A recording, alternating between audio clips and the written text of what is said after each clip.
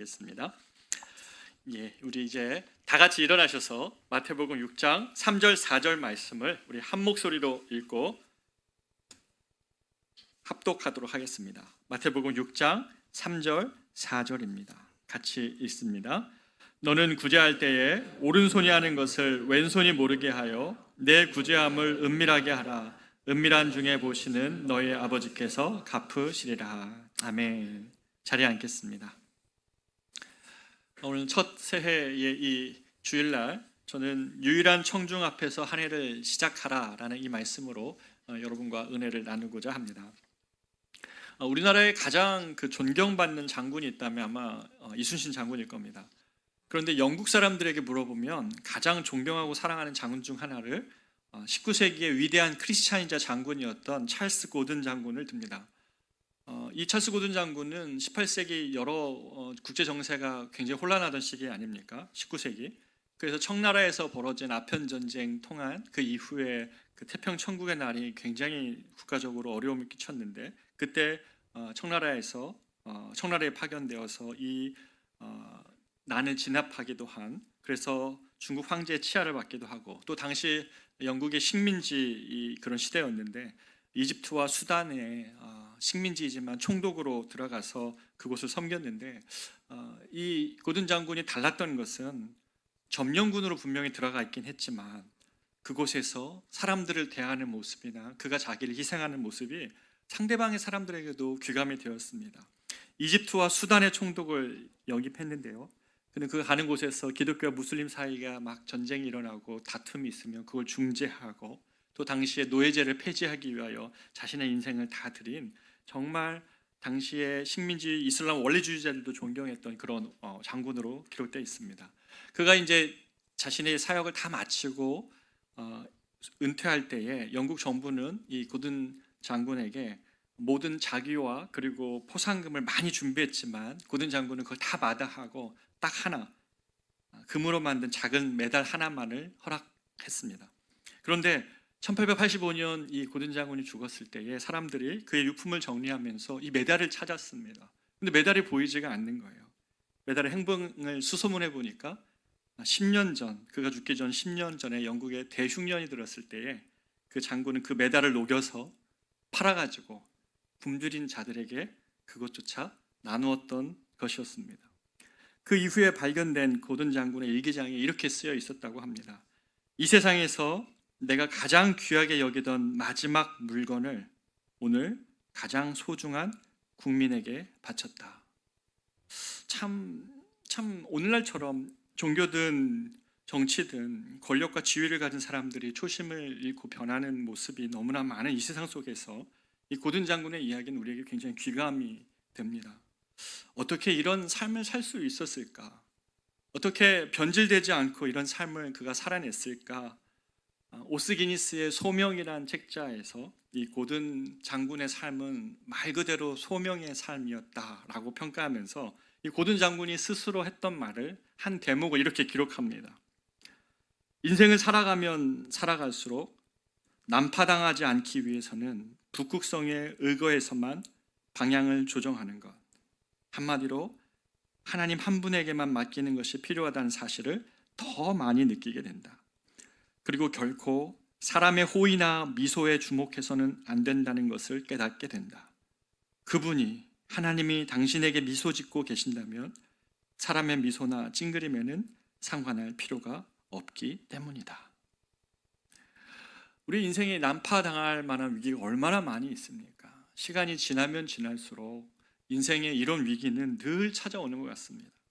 그런데 인생이 난파당하지 않기 위해서 북극성에 의거해서만 내 삶의 방향을 조정하며 살겠노라고 다짐했던 고든 장군.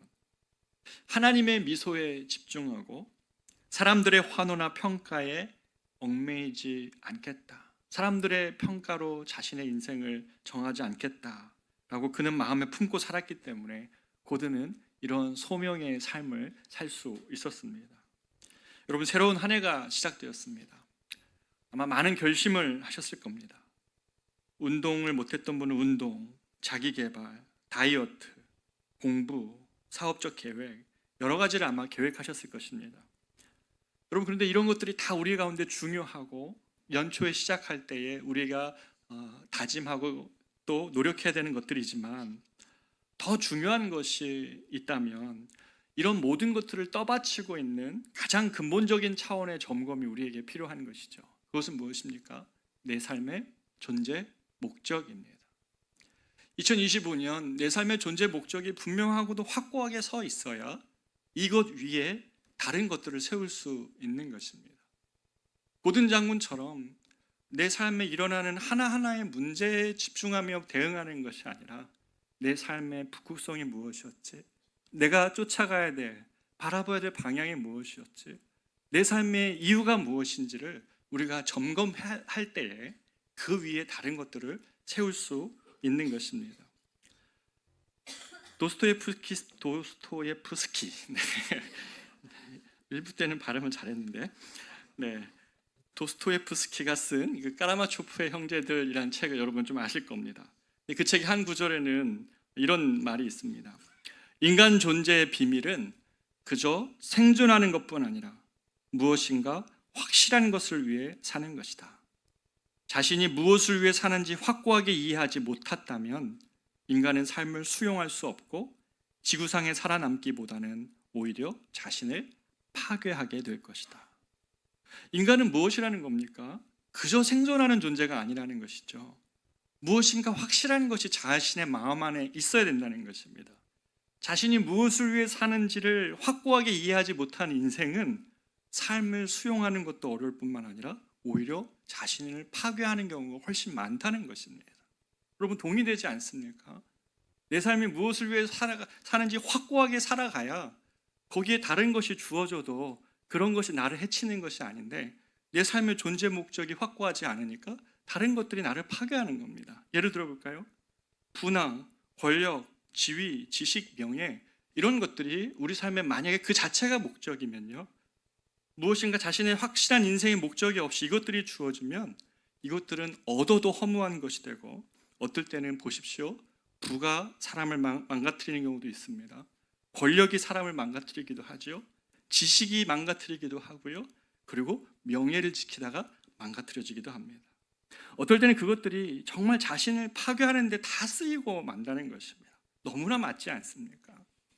그렇기 때문에 내 삶의 존재 목적, 이 확실한 존재 목적을 이번 첫 예배에서 우리가 같이 확정하며 나아갈 때 2025년 우리에게 이 기초 위에 쌓아질 모든 것들이 의미를 갖고 우리 삶을, 하나님을 정말 기뻐하면서 살아갈 수 있는 이유가 되게 할 것입니다. 인간은 하나님을 알지 못해도, 하나님 모르는 사람도 뭔가 자신보다 더 큰 목적을 품고 살고 싶어하고 그것을 성취하면서 살고 싶은 갈망 안에 삽니다. 그런 큰 뜻이 마음에 있어야 사람은 자신의 한계를 넘어서는 스스로 할 수 없는 일들을 시도하기 때문에 그렇죠. 하지만 오늘의 현대사회를 한번 보십시오. 오늘 현대사회에서 합의된 인생의 목적이 있습니까? 저마다 다 인생의 목적을 다르게 얘기하고 있죠. 그렇기 때문에 물질적으로 아무리 부유해져도, 그리고 사상적으로 아무리 풍요로워져도 영적인 관점에서 본다면 오늘날처럼 마음에 확신이 없이 살아가는 참으로 빈곤한 시대는 지금까지 역사상 없었다고 해도 과언이 아닙니다. 인생의 참된 목적은 여러분 어디서 비롯됩니까? 우리의 인생의 참된 목적은 우리를 이 땅에 존재하게 하신 분에게서 나옵니다. 수많은 우연의 산물로 내가 존재하는 것이 아니라 나를 존재케 하신 하나님이 계신다는 것을 정말 믿는다면 우리의 인생의 목적은 나를 부르신 이의, 나를 존재케 하신 이의 부름에 따라 응답하며 살아갈 때에 우리가 거기서 삶의 매 순간을 가치 있게 살아갈 수 있는 것입니다. 나를 부르신 하나님이 지금 여기에서 나와 함께 하시기 때문에 그분의 부르심에 응답하면서 2025년을 살아가기로 결정할 때 우리의 삶의 모든 순간은 의미로 우리에게 다가오는 것이죠. 이것을 우리는 소명의 삶이라고 부르는 것입니다. 우리는 소명을 통해서 존재한다고 해도 과언이 아닙니다. 성경적으로 보면 이스라엘 백성들이 애굽의 노예로 살 때는 그들은 한낱 히브리인에 불과했습니다. 종족적으로 그냥 분류된 사람들이었습니다. 하지만 이스라엘 백성들이 진짜 존재했다는 것은 언제냐면 그들이 출애굽한 다음에 시내산 출애굽기 19장에서 시내산에서 하나님과 언약을 맺으면서 나는 너의 하나님이 되고 너희는 나의 백성이 될 것이다.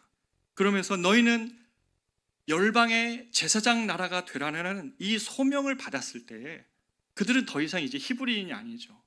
그들은 이제 이스라엘이 됩니다. 진정한 의미에 있어서 그들의 삶이 시작되는 것이죠. 그들의 존재가 비로소 시작되는 것입니다. 성경적으로 볼까요? 베드로는 어떻습니까? 그는 고기를 낚는 어부였지만 예수님께 너는 사람을 낚는 어부가 되라. 너의 인생은 그렇게 돼야 된다라고 말했을 때에 베드로의 인생이 시작되는 것입니다. 베드로가 비로소 존재하게 되는 것이죠. 아브라함은 어떻습니까? 그가 갈대 우르에서 있을 때는 아무도 그를 주목하지 않았지만 너는 너의 본토 친척 아버지 집을 떠나 내가 내게 지시한 땅으로 가라. 너는 열방의 복이 될지라라는 주님의 말씀을 그가 들었을 때에 아브라함도 존재하는 것입니다. 아브라함의 인생이 시작되는 것이죠. 바울이 이방인의 사도로 부르심을 받았을 때도 그는 그 전과 그 후가 전혀 다른 진정한 의미에서 바울의 삶이 시작됩니다. 그래서 어떤 분은 이렇게 얘기합니다. 우리 인생이 두려운 것은 죽는 것이 아니라 한 번도 인생을 시작해보지 못하는 것이다.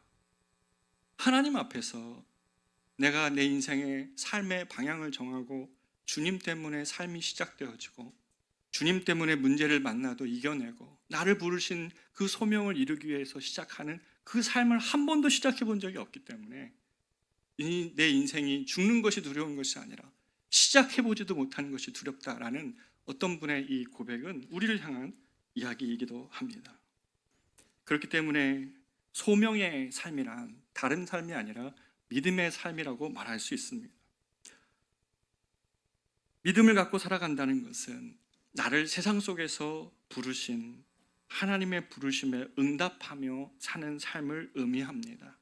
그냥 나의 삶에 주어진 것들을 가지고 그냥 살아내는 것이 아니라 나의 시간, 나의 열정, 나의 가진 모든 것을 통해서 주님을 위해서 살아가는 그 삶이 시작될 때에 우리의 삶이 시작된다고 해도 과언이 아닌 것이죠.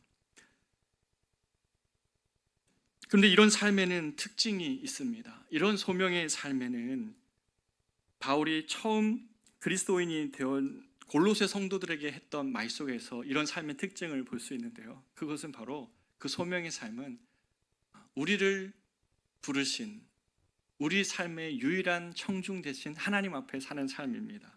무슨 말인가 하니까 바울이 처음 그리스도인 되었던 골로새 성도들에게 이방 가운데 예수님을 믿게 된 이 골로새 성도들에게 그리스도인의 삶이 무엇인가를 가르치고자 했던 내용이 나옵니다. 당시 골로새 사람들의 일반적으로 일을 대하는 자세는 내가 피고용 주면 속이고 또 게으르게 태업을 하고 빼앗는 삶, 주인 몰래 빼돌리는 삶, 이런 것이 문화가 팽배한 것이 당시의 문화였습니다. 일하는 자세였었죠. 그런데 사도 바울은 그리스도인들인 그들에게 이렇게 얘기합니다. 골로새서 3장 23절에서 무슨 일을 하든지 마음을 다하여 주께 하듯 하고 사람에게 하듯 하지 말라라는 것이었습니다. 여러분, 이것은 평범한 문장이 아니었죠. 당시 사람들에게는 충격적인 말입니다. 무슨 일을 하든지 어떤 일을 너희가 하든지 어떠한 작은 일을 한다 할지라도 심지어 그것이 어떤 종교적인 일이 아니라 할지라도 무슨 일을 하든지 마음을 다하여 주께 하듯 하고 사람에게 하듯 하지 말라라는 이것은 일에 대한 관점에 혁명적인 변화를 만들어냈습니다. 여러분 생각해 보십시오. 무슨 일이든 대충 하려는 사람과 어떤 일을 맡겨주면 무슨 일이든지 마음을 다하는 사람의 삶의 결과는 천양지차입니다. 우리가 그냥 봐도 압니다. 그런데 우리가 소명의 삶을 이야기할 때 가장 중요한 것은 어떤 직업적 소명, 그런 2차적인 내가 어떤 직업을 갖고 있다는 것을 말하기 이전에 1차적 소명이 훨씬 중요합니다. 그것은 무엇이냐면 우리의 매 순간을 나는 하나님 앞에 살기로 결단하는 것입니다.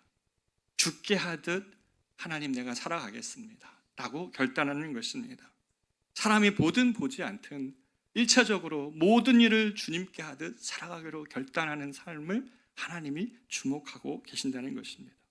바로 이것이 오늘 설교 주제인 내 삶의 유일한 청중은 하나님이십니다 라는 제목입니다. 여러분의 삶의 청중은 누구로 지금 설정해 두고 계십니까? 내 삶의 유일한 청중이 사람들입니까? 여러분의 인생을 바라보는 그 누구입니까? 아니면 내 삶의 유일한 청중, 2025년 내 삶의 유일한 청중은 하나님이십니까? 주님은 이것을 우리에게 지금 묻고 계시는 것입니다. 오스기니스의 이 소명이라는 책의 한 대목을 읽어보겠습니다. 우리는 대부분 의식적으로든 무의식적으로든 어떤 청중의 찬사를 생각하면서 일을 하기 마련이다. 문제는 우리에게 청중이 있는지의 여부가 아니라 어떤 청중을 갖고 있느냐이다. 하나님의 결정적인 소명에 귀 기울이면서 산 인생은 다른 모든 청중을 밀어내는 단 한 분의 청중, 즉 유일한 청중이신 하나님 앞에서 살아낸 인생이다. 소명의 삶은 다른 모든 청중을 밀어내는 단 한 분의 청중이신 하나님 앞에서 살아낸 인생이다. 저는 이 본문을 준비하면서 우리 사랑하는 성도들과 제가 2025년이 이런 삶이 되기를 정말 바랬습니다. 우리가 우리의 삶에 나를 향한 부르심을 주님 앞에서, 내 인생의 존재 의미가 주님 앞에서 결정되어진다면 우리의 삶의 모든 순간에 모든 일을 주님께 하듯 하며 살아갈 때에 어떤 직업, 어떤 변화, 어떤 상황 앞에 서든지 간에 우리는 소명자의 삶을 살아갈 수 있는 것입니다. 오늘 저와 제가 이 아침에 확정해야 될 것은 하나님, 나의 삶이 2025년 나의 삶이 나를 부르신 주님 앞에서 모든 일을 죽게 하듯 하며 살아가겠습니다. 내가 어떤 직업적 변화가 일어나든 나의 삶에 어떤 변화들이 발생하든 주님 앞에서 내가 살아내겠습니다 라는 결정이 우리에게 필요한 것입니다. 오늘 우리가 읽은 마태복음 6장의 본문에서 말씀하시는 것이 바로 이것입니다.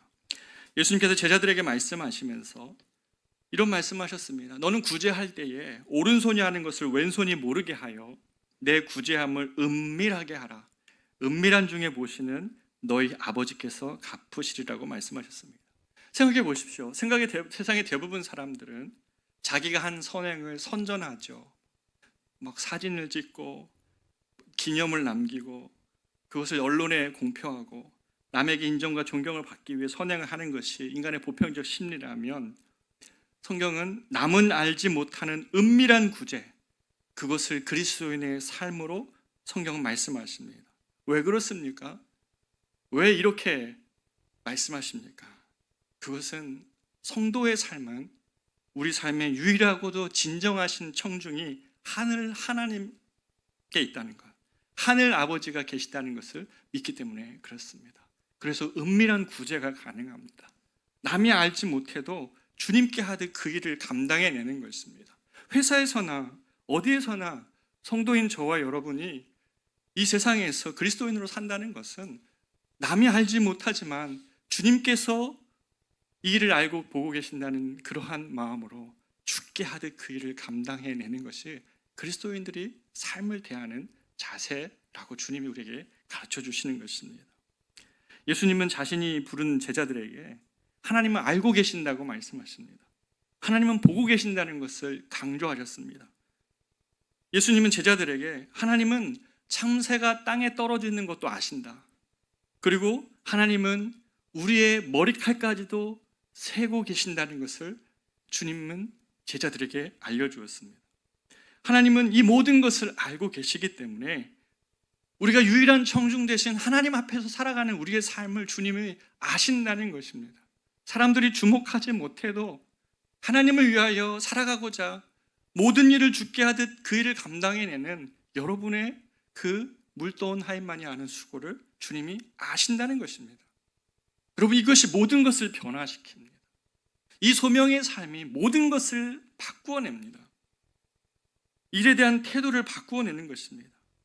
사람을 기쁘게 하는 자들처럼 눈가림으로 하지 말라. 너희의 하나님의 상전이 있음을 기억하라고 주님은 말씀하시는 것입니다. 예전에 백종원 씨가 그 식당에 솔루션을 제공해 주는 프로그램을 여러분도 잘 아실 것입니다. 많은 이야기 중에서 제가 참 기억에 남는 하나의 에피소드가 있는데요. 어떤 작은 식당을 운영하는 어떤 남자분이 여러 가지 백종원 씨의 눈에 봤을 때 여러 가지를 고쳐야 됐습니다. 그래서 백종원 씨가 여러 가지 솔루션을 이렇게 제안을 했는데 그분이 카메라가 이렇게 돌 때에는 그 앞에서는 그대로 막 합니다. 그런데 그분이 카메라가 꺼진 줄 알고 그만 카메라가 꺼진 카메라 앞에서 백종원 씨를 불평하고 비난하고 원래 문제 행동대로 돌아가면서 그것을 고집하는 모습을 보면서 백종원 씨도 너무 충격을 받는데 저도 같이 충격을 받았습니다. 왜 그러냐면 저 모습이 내 모습은 아닐까? 저 모습이 우리의 모습은 아닐까? 카메라가 꺼지면 달라지는 모습, 사람들의 시선이 없으면 달라지는, 일을 대하든 무엇을 대하든 달라지는 모습, 그것이 우리의 모습은 아닐까? 나의 모습은 아닐까? 그런 생각에 깊이 충격을 받았던 그런 때가 기억이 납니다. 사람을 기쁘시게 하는 자로 살려면 우리는 늘 순간을 모면하며 눈가림으로 살게 됩니다. 그러나 유일한 청중 대신 하나님을 기쁘시게 하는 자로 살면 은밀히 구제해도 기쁘고요, 남들이 보지 않는 자리에서도 맡겨주신 주님을 섬기는, 나는 주님을 섬기는 일에 후회가 없는 고백에 찬양이 저 깊은 곳에서 나옵니다. 남들이 보지 않든 나는 주님을 섬기고 있기 때문에 그렇습니다. 남들이 주목하는 자리가 아니어도 우리 교회에서도 마찬가지입니다. 앞에서 드러나는 섬김이 있지만 보이지 않는 섬김을 정말 성실히 감당하시는 모습을 보면 제가 참 감동이 됩니다. 남들이 보지 않는 자리에도 맡겨주신 주님께 감사하는 일로 그 기쁨을 삼는 그런 모습이 가능한 것이죠. 그래서 청교도들은 이렇게 마음의 모토를 하나 가지고 살았습니다. 우리는 하나님을 섬김으로써 인간을 섬기고 인간을 섬김으로써 하나님을 섬긴다. 이 모토를 청교도들은 마음에 품고 자랐습니다. 한 해를 시작하는 이 아침, 여러분의 청중은 누구십니까? 여러분의 정말 유일한 청중이 하나님이십니까?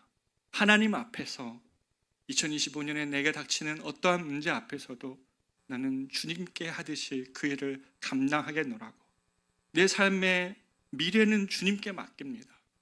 그러나 그 모든 2025년에 일어나는 일들 앞에서, 이 미래 앞에서 내가 하나님을 섬기듯 모든 일을 섬기겠노라고 그렇게 결단할 때 우리는 소명의 삶으로 힘있게 나아갈 수 있습니다.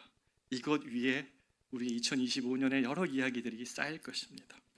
두 번째로, 이 소명의 삶은 첫 번째가 유일한 청중이신 하나님 앞에 사는 삶이라면, 두 번째는 낮에 꾸는 꿈을 꾸며 사는 인생입니다. 여러분 보십시오. 꿈에는 두 종류가 있습니다. 모든 사람이 꿈을 꾸죠. 그러나 한번 보십시오. 밤에 꾸는 꿈은 어떻습니까? 하루 동안 삶 속에서 여러 가지 문제들, 힘듦들 다 겪고 나서 마음에 마치 먼지가 쌓인 심정으로 밤에 잠이 들면 하루에 있었던 상처, 무서움, 두려움이 다 꿈에 그대로 반영되어 가지고 아침에 일어나 보면 대부분 그런 꿈들은 허무하기도 하고 헛되기도 하고 무섭기도 합니다. 그러나 여러분, 낮에 꾸는 꿈이 있죠. 밤에 꾸는 꿈이 아니라 맑은 정신과 세상을 똑바로 보는 눈과 주어진 현실을 정확히 보면서도 하나님의 말씀 앞에서 꾸는 꿈이 있습니다. 주님이 주시는 꿈이 있는 것입니다. 여러분, 이것을 비전이라고 말합니다. 낮에 꾸는 꿈이 진짜입니다. 낮에 꿈꿀 때 우리는 그 꿈이 이루어질 수 있도록 실제로 움직이고 행동할 수 있기 때문에 그렇습니다. 낮에 꿈꾸는 자의 특징이 있다면 그것은 그 하나님이 주신 비전과 지금 나의 현실 사이의 간격을 메우기 위해서 부단히 노력한다는 것입니다. 내 자신이 몽상이 아니라, 내가 가지고 있는 몽상이 아니라 하나님의 부르심이라고, 또 하나님이 주신 꿈이라고 믿는다면 그것을 위해 우리는 마땅한 대가 지불도 하고요, 잃어버렸던 열정도 생겨나고 주님이 주신 꿈이기 때문에 2025년을 두려워 가만히 제자리에 앉아 있는 것이 아니라 주님과 함께 모험하기도 하고 도전하기도 하고, 그리고 그것을 간극을 메우기 위하여 주님과 함께 그 걸음을 걸어가는 것입니다. 예수님은 누가복음 15장에서 이 망대를 세우는 자의 비유를 말씀해 주셨습니다. 망대를 세우고자 하는 어떤 사람의 꿈이 있다면 누구든지 망대를 세우려거든 그 비용을 먼저 계산해 보고 그 망대를 세워야 된다고 말씀하십니다. 그렇지 않으면 기초만 세우고 준공을 하지 못하는, 완공을 하지 못하는 어리석은 인생이 될 것이라고 말씀하시는 것입니다. 우리가 예수님의 길을 따르고 예수님이 우리에게 주신 꿈을 꾸며 살아갈 때에 가만히 앉아 있는 것이 아니라 우리가 주님의 꿈을 이루기 위하여, 내 인생의 주님의 꿈을 이루어가기 위하여 감내해야 될 대가 지불이 있고 헌신해야 될 영역이 있고 결단해야 될 것이 있다면 그 하나님의 부르심을 따라 수고하고 행동하고 도전하는 것, 이것이 그리스도인의 삶입니다. 사랑하는 여러분, 성도는 기도하며 움직입니다. 움직이면서 기도합니다. 제자리에 있는 것이 아닙니다. 2025년 여러분과 제 삶에 가만히 평안한 안락이 중요한 것이 아니라 더 중요한 것은 내 인생에 하나님 어느 순간이라도 하나님과 상관없이 주저앉아 있는 인생이 아니라 하나님과 함께 내게 주어진 삶의 소명대로 내가 도전하고 헌신하며 하나님 그렇게 나아가겠습니다. 이 낮에 꾸는 꿈을, 삶을 나에게 주십시오. 아무리 시간이 흐르고 내 인생이 주님의 앞에 가까이 가는 날이 될다 할지라도 이 낮에 꾸는 꿈의 삶을 놓치지 않는 것입니다. 히브리서 11장에는 바로 그런 믿음의 사람들의 이야기로 가득 차 있습니다. 노아 보십시오. 아브라함 보십시오. 야곱, 모세, 기드온, 삼손, 입다, 다윗, 사무엘, 그리고 여러 선지자들, 그들의 인생은 은퇴가 없었습니다. 끝나는 그 순간까지 주님 앞에서 꿈을 꾸며 주님의 소명을 따라 살아갔습니다. 그래서 앞에 인용한 오스기니스는 이 히브리서 11장을 주석하면서 이렇게 얘기합니다. 이들은 다른 북소리에 맞춰 행진했던 사람들이다. 세상의 북소리에 맞춰서 행진하는 것이 아니라 다른 북소리를 듣고 있는 것이죠. 전쟁에서 마치 북을 치면 그 군대가 움직이듯이 다른 북소리를 듣고 하나님의 북소리를 듣고 멈추라 하면 멈추고 가라 하면 가고 길이 아니어도 그곳에서 길을 내실 주님을 의지하며 다른 북소리를 듣고 걸어가는 것입니다. 그것이 믿음의 삶이라고 말씀하시는 것입니다. 이스라엘 백성들이 가나안을 앞두고 요단을 건너야 되는데 홍해를 건널 때는 주님이 갈라놓으셨죠. 아직 신앙이 어렸기 때문에 그렇습니다. 그러나 광야를 통과한 다음에 가나안의 약속의 땅을 들어가기 위해서는 주님이 갈라진 땅을 걸어가라고 하시지 않습니다. 그 창이라는 요단의 물속에 너희가 발을 내딛어야 그것이 갈라질 것이다 라고 말씀하십니다. 믿음은 이런 것이죠. 주님과 함께 도전하는 것입니다. 믿음을 통하여 하나님 앞에서 발걸음을 떼어내는 것입니다. 여러분은 어떤 북소리를 듣고 있습니까? 세상의 북소리에 맞춰서 행진하고 있습니까? 아니면 주님의 북소리에 따라서 가기도 하고 멈춰서기도 하고 도전하기도 합니까? 2025년에 우리의 성도들의 삶, 우리 커맨시 교회의 삶이 이러한 교회가 되기를 원합니다. 세상의 북소리에 따라가는 교회가 아니라 주님이 연주하시는 그 북소리에 맞춰서 도전하고 또 길이 없지만 주님을 의지하며 나아갈 때 그곳에서 길을 발견하는 하나님의 역사가 사랑하는 우리 성도들의 모든 삶에, 한 분 한 분들의 삶에 이루어지기를 진심으로 축복합니다. 그래서 말씀을 이렇게 맺고 싶습니다. 한 해를 시작하면서 우리는 우리의 부르심을 새롭게 해야 됩니다. 이것이 가장 중요한 우리의 시작입니다. 우리의 1차적인 소명은 나를 부르신 하나님께 지금 여기서 응답하며 사는 삶입니다. 저와 여러분을 유일한 인생의 청중 대신 하나님 앞에서 살기로 결정하십시오. 일터에서, 가정에서 올 한 해 어떤 문제를 만나든지 하나님, 나는 주님 앞에 서서 그 일을 하겠습니다. 주님께서 나를 잘 아시기 때문에 내가 세운 인생의 시간표보다, 내가 인생에 세운 나의 계획보다 주님이, 나를 더 잘 아시는 주님이 나를 잊게 하시고 내게 경험하게 하시는 그 일들 속에서 나는 유일하게 나를 보고 계시는 그 주님의 미소를 바라보며 가겠습니다. 그렇게 살 때 여러분, 소명의 삶은 열정을 불러일으킵니다. 왜 삶에 열정이 없습니까? 부르심을 모르기 때문에 그렇습니다. 우리를 보고 계시는 하나님이 계신다는 사실을 모르기 때문에 그렇습니다. 삶의 분명한 목표, 주님을 기쁘시게 하기 위한 삶을 결단하십시오. 2025년 하나님, 나는 주님을 기쁘시게 하고자 합니다. 어떠한 삶의 목표, 어떠한 문제가 있든지 간에 모든 일을 주께 하듯 하기를 원합니다. 사람들의 환호와 미소와 인정이 없어도 남 몰래 주님을 기쁘시게 하는 삶을 살기로 결단합니다. 몽상과 헛된 꿈을 꾸며 제자리에 머무는 인생 말고 내 삶을 인도하시는 주님을 믿으며 하나님 나라를 위해 구체적으로 움직이고 시도하고 노력하고 도전하겠습니다. 주님, 나와 함께하여 주십시오 라고 우리가 기도해야 될 것입니다. 하나님께서 2025년 우리 모두를 유일하신 청중 하나님 앞에서 낮에 꾸는 꿈의 사람으로 빚어가 주시기를 한 분 한 분을 진심으로 축복합니다. 우리가 이 시간 같이 한번 찬양하며 나아가고 싶은데요, 이 찬양의 가사가 이렇죠. 내가 주를 경외함으로 주님 앞에 홀로 섭니다.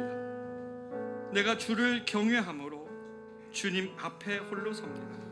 찬양 받으시기 합당한, 내 인생에 찬양 받으시기 합당한 거룩하신 주님, 우리가 이 찬양을 부르며 이 시간 기도의 자리로 나아가기를 원합니다.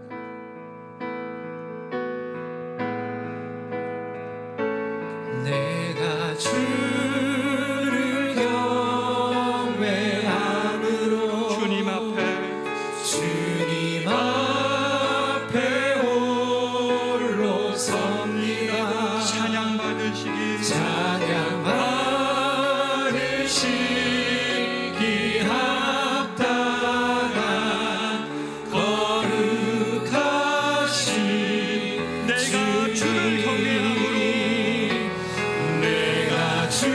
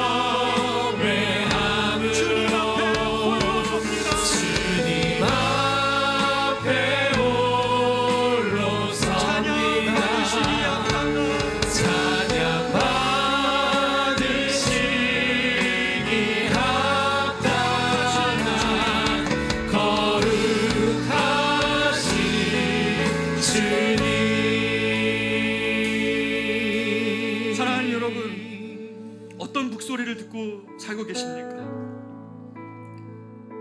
어떤 소리를 여러분 듣기를 바라며 올 한 해를 시작하십니까?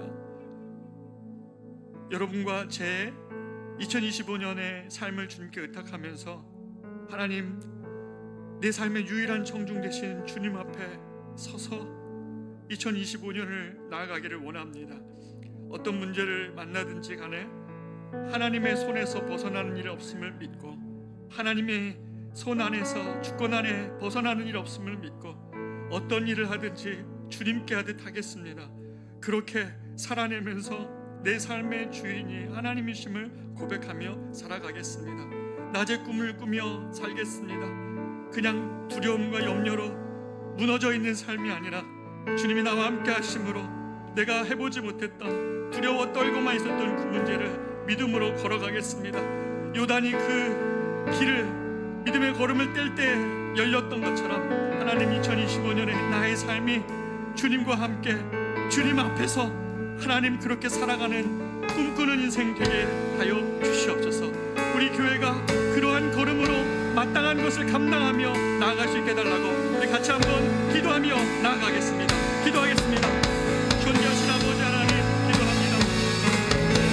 우리가 2025년에 삶을 살아갑니다. 하나님 계시지 않습니다. 세상은 여전히 소란스럽고 혼란하고 하나님 앞에는 많이 있어 많이 보이지 않습니다. 그러나 하나님 아버지, 우리가 기도합니다.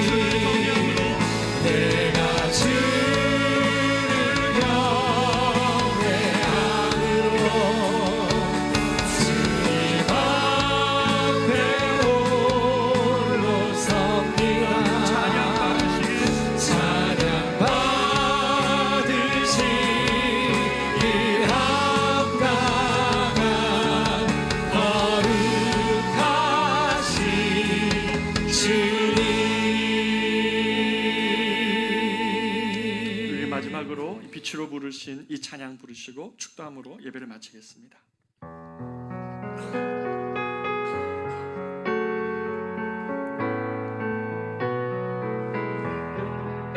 주님이 우리를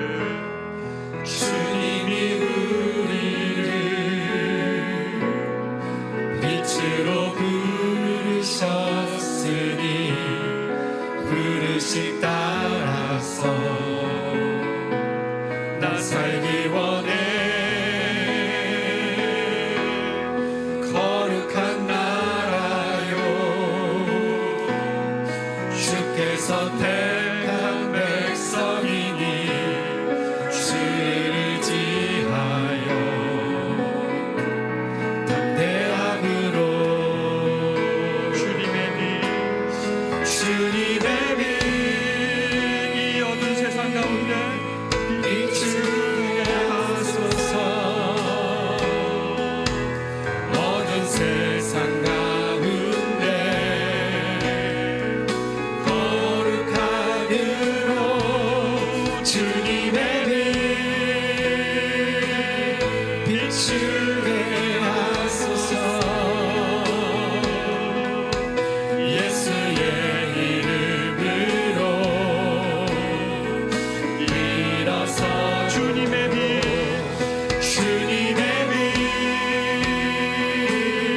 비추게 하소서. 어두운 세상 가운데 거룩함으로 주님의 빛 비추게 하소서. 예수의 이름으로 일어서도 마지막으로 주님의 빛 비추게 하소서. 세상 가운데 어두운 세상 가운데 거룩함으로 주님의 빛 비추게 하소서. 예수의 이름으로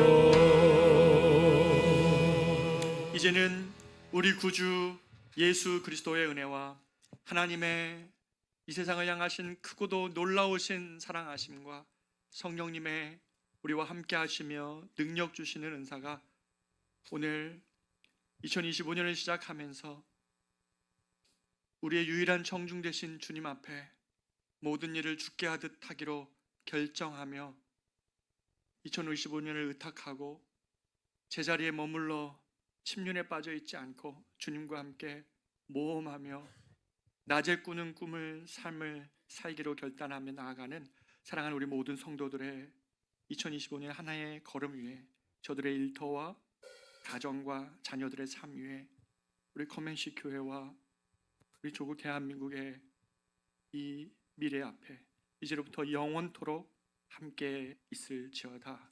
아멘.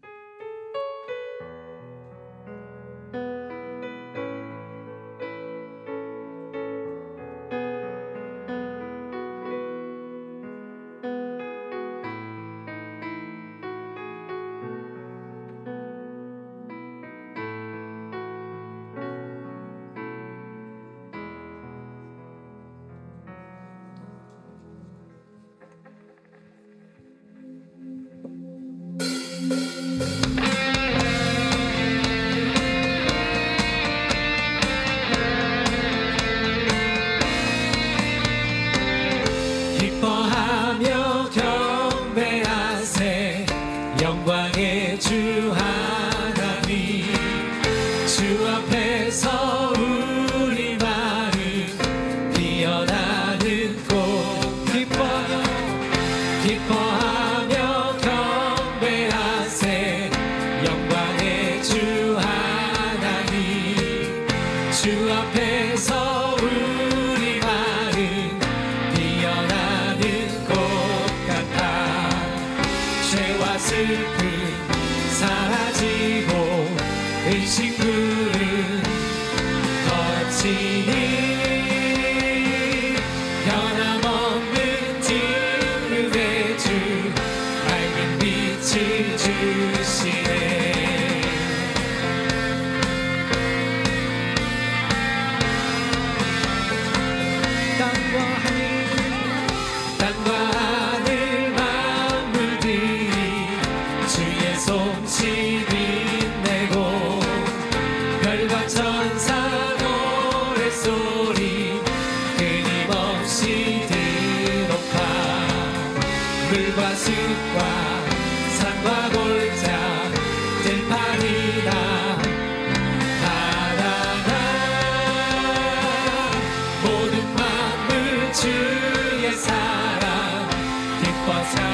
간절히 높여 주님 주님 우리 주는 사랑이요 복의 근원이시니 삶이 깊은 샘이 되어 한 번 더 고백합니다. 우리 주는 사랑이요 우리 주는 사랑이요 복의 근원이시니 삶이 깊은 샘이 되어 바다처럼 넘치네 아버지의 사랑 안에 우리 모두 형제니 서로 사랑하게 도와주시옵소서.